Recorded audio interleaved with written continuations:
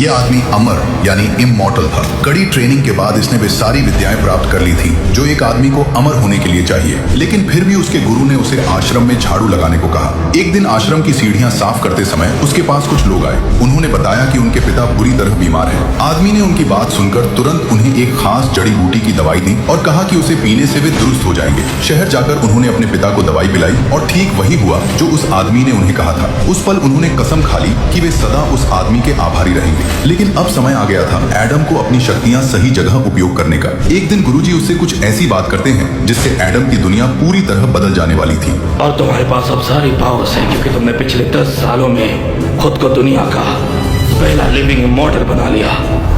तुम्हारे पावर और स्किल सारे पुराने सुप्रीम मास्टर से भी कहीं ज्यादा है, इसीलिए मैं अब तुम्हें यहाँ से जाने की इजाजत देता हूँ। मैं चाहता हूँ तुम्हें कोई नहीं हरा सकता। मैं जैक्सन फैमिली से अपने परिवार का बदला लेकर रहूंगा। मेरे बच्चे, लेकिन इस दुनिया में सिर्फ नफरत ही नहीं होनी चाहिए, प्यार भी उतना ही जरूरी है। इसीलिए 8 साल पहले जब मैं नीचे गया था तब मैंने तुम्हारे लिए कैप्सटाउन की जगह फैमिली की प्रेसी के साथ रिश्ता तय कर दिया था।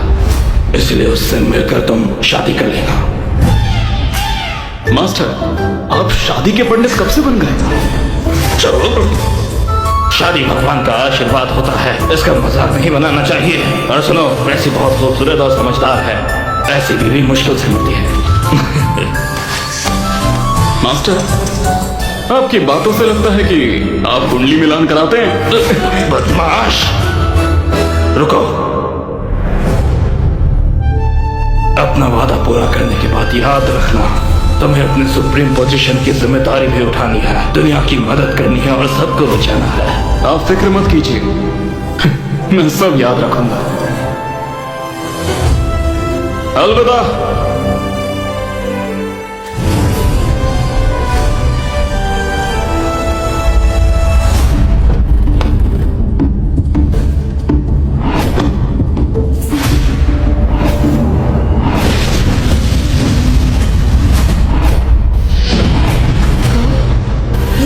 जो हमें उस आश्रम में मिला था, ये यहाँ कैसे आ गया और यहाँ कर क्या रहा है? अच्छा, तो मेरे होने वाली बीवी यहाँ मिलेगी।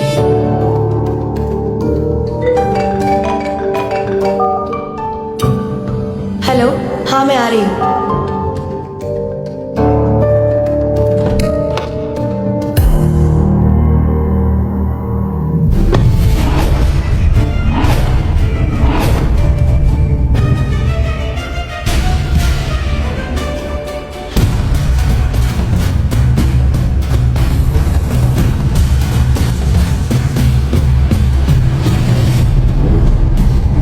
हमने इस बार थॉमस फैमिली से 100 मिलियन की इन्वेस्टमेंट ली है।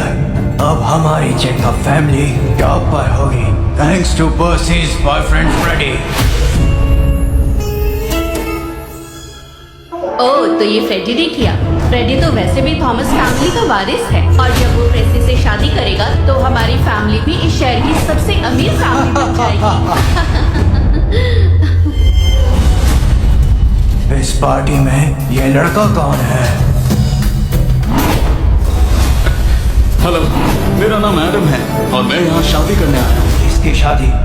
मेरे मास्टर ने कहा था कि उन्होंने आपकी बेटी प्रेसी के साथ मेरा रिश्ता तय किया है, तो शायद उसी के साथ।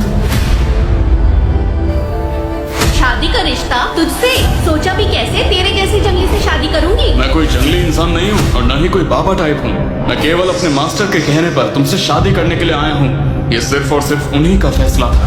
तो कहीं और जाकर डाल गला। आईने में शक्ल देखी है कभी? बड़ा आया शादी करने। देखो, तुमसे शादी करना तो मैं भी नहीं चाहता, पर जिम्मेदारी निभाने के लिए करनी पड़ेगी। मैं अपने मास्टर की बात नहीं टाल सकता क्योंकि ये प्रॉमिस तुम्हारे दादाजी ने दिया था।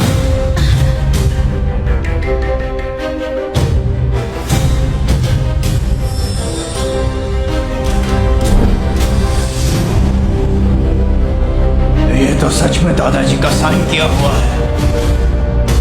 ये दादाजी ने क्या किया? मेरी शादी वो भी एक जंगली के साथ? नहीं, ऐसा कभी नहीं हो सकता। भाई, डैड सीरियसली बहुत बीमार हैं और तुम्हें अपने बिजनेस के अलावा और किसी चीज की पड़ी ही नहीं है। कुछ भी मत बोलिए चाचू, डैड आपकी तरह नहीं है जो हर वक्त पैसों की बात करे। मैं इटली माउंटेन्स के गुरुजी के पास गया था डैड के लिए स्पिरिचुअल इलाज ढूंढने। दादाजी की बीमारी तो किसी से भी ठीक नहीं हुई। जिनका इलाज डॉक्टर क्रिस जैसे बड़े डॉक्टर नहीं कर पाए, उन्हें आश्रम के गुरुजी ठीक करेंगे। काला जादू है क्या? ऐसा नहीं है, गुरुजी तो नहीं मिले, लेकिन ये दवा यंग मॉन्क ने दी। क्या? एक झाड़ू लगाने वाले मॉन्क की दी हुई दवा तुम हमारे डैड को दोगे? मारना है क्या इन्हें? वो मॉन्क आम इंसान नहीं था, उसकी दी हुई दवाई बहुत ही स्पेशल है। डैड, आपको लगता है ये दवा सच में काम करेगी? वो जवान मॉन्क कोई आम इंसान नहीं था। मैंने खुद उसको आसमान में उड़ते हुए देखा था। अगर उसने दिया है तो पक्का इसमें कोई पावर होगी। डैड, ये दवाई सबके सामने मत दीजिए, नहीं तो सब लोग हमारा मजाक उड़ाएंगे। तुम्हें खुद पता चल जाएगा। तुम डैड को मारना चाहते हो क्या? मैं उन्हें बचाने की कोशिश कर रहा हूँ। थॉमस परिवार के छोटे बेटे होने के नाते मैं तुम्हें यह परमिशन नहीं दे सकता कि तुम डैड को अननोन दवा दो। चाचू, डैड पर आप ऐसे इल्जाम नहीं लगा सकते। सबको पता है प्रॉपर्टी पर किसकी नजर है।